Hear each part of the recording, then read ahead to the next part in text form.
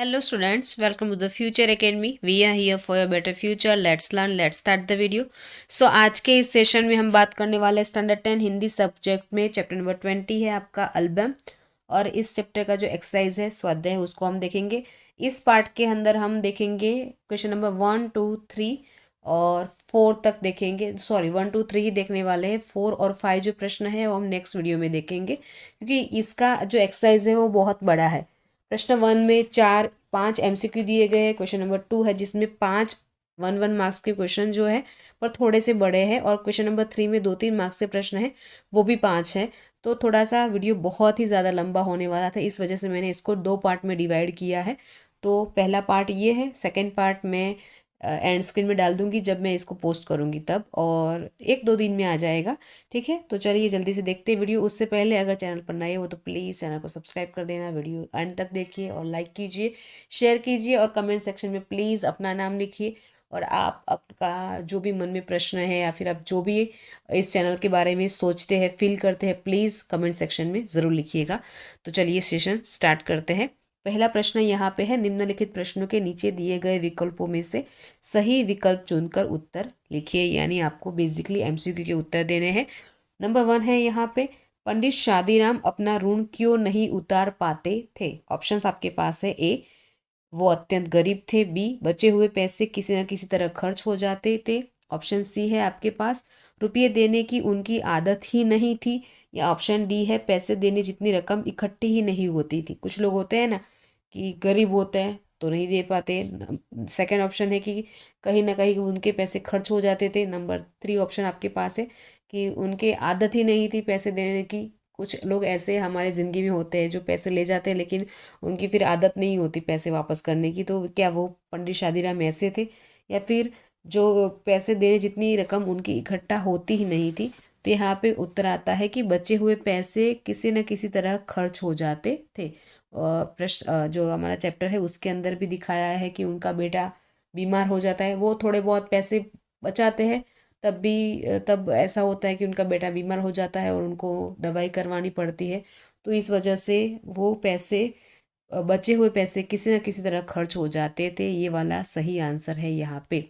Then next यहाँ पे है नंबर 2, शादीराम पुरानी पत्रिकाएं बेचते नहीं थे, क्योंकि क्यों नहीं बेच रहे थे। ऑप्शंस आपके पास है। ए, उनकी कोई ज़्यादा रकम नहीं मिल सकती थी। बी है, उनके भाई की अमानत थी वह।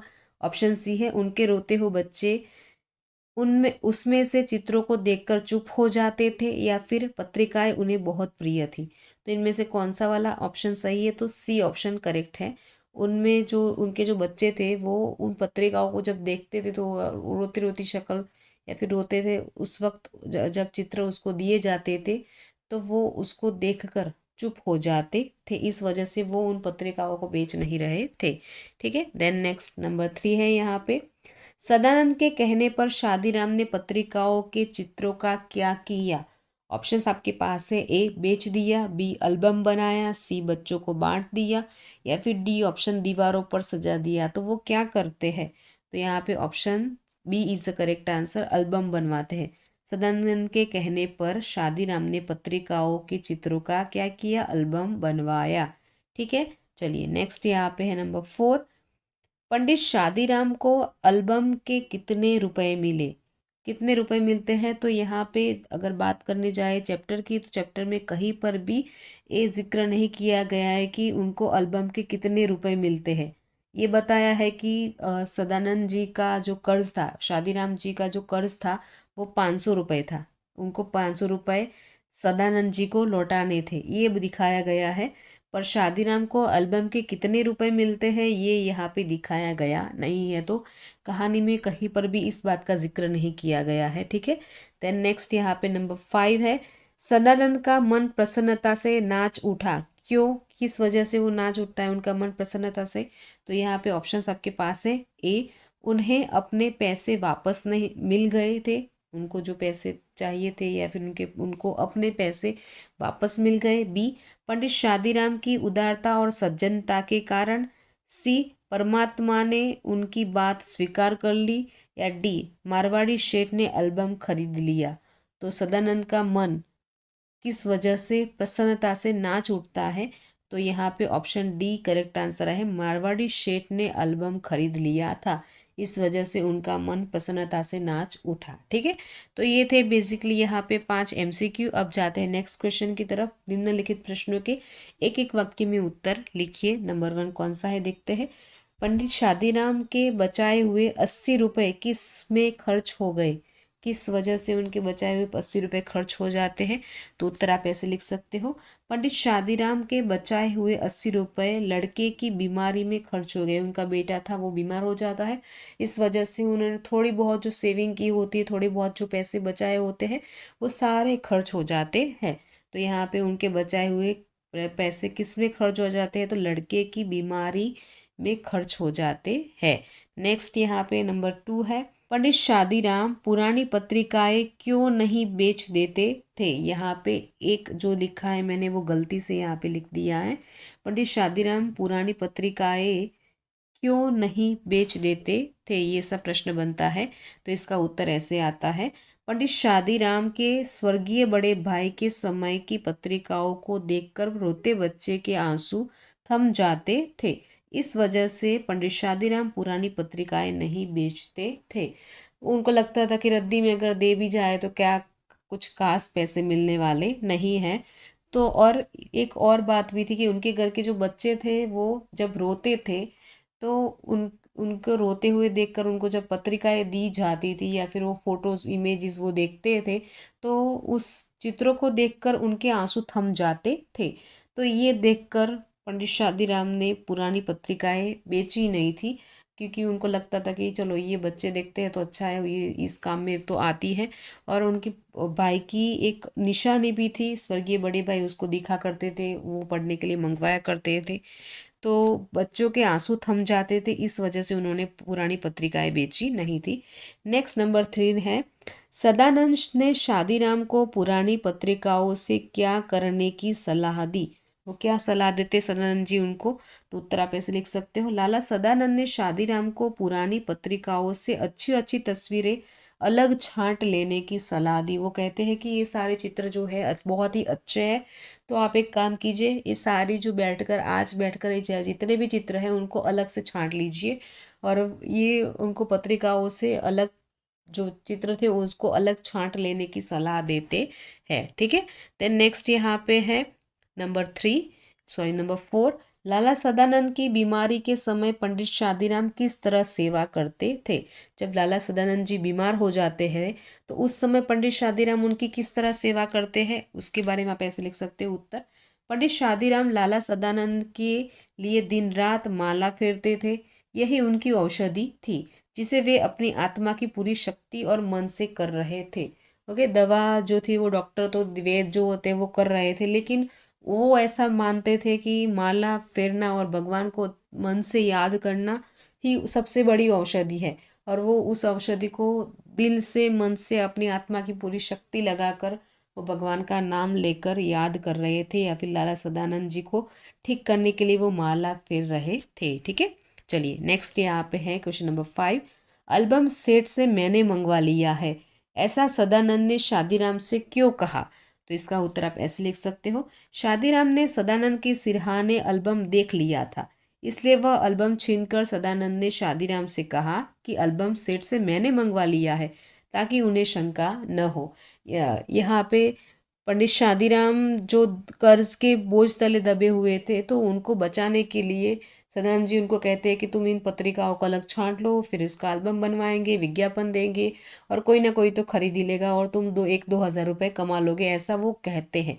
लेकिन कोई यहाँ पे एल्बम खरीदता नहीं है, तो फिर उनको मारवाड़ी शेठ का लेटर आता है, पत्र आता है, और यहाँ पे शादीराम जी जो थी पंडित शादीराम वो खुश हो जाते हैं, और इस तरह वो अपना कर्ज चुका लेते हैं। लेकिन जब सदानंद जी बीमार होते हैं तब उनके सिरहाने रखा एल्बम उनको दिख जाता है। तो यहाँ पे जब पंडित शादीराम ने उस एल्बम को देख लिया था, तो सदानंद जी उसको छीन लेते हैं और वो कहते हैं कि एल्बम मैंने मंगवा लिया है सेठ से।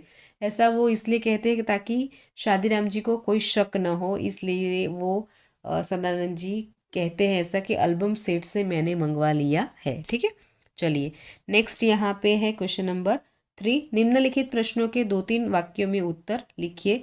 नंबर 1 कौन सा है?